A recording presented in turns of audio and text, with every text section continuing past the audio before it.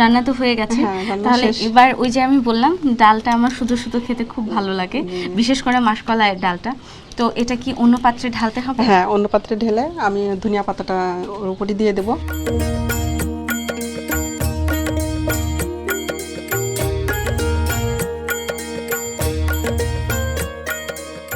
তো এই তো দর্শক, রান্নাটা শেষ হয়ে গেছে, এবার কিন্তু একটু চেকে দেখার পালা।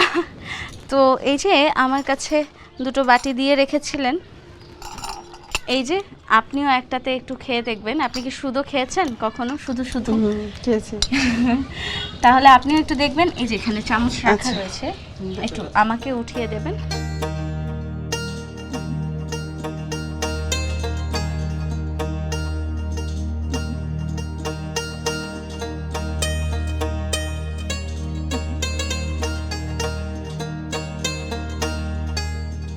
এবার চলুন দুজন মিলে একটু খেয়ে দেখি কেমন হলো। আপনি আগে খেয়ে দেখেন কেমন টেস্ট হয়েছে। আমার আগে ভালো খেতে হবে? হয়েছে, মজা হয়েছে কিনা দুজন একসাথেই খাই, চলুন।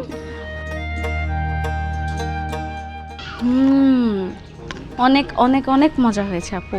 আমার দাঁতের নিচে যখন জিরাটা পড়ছে না, গোটা জিরাটা, উফ, ফ্লেভারটা খুব ভালো লাগছে না? হ্যাঁ আসলেই অনেক ভালো লাগছে। লাউটা, আমি একটু লাউটা খেয়ে দেখি।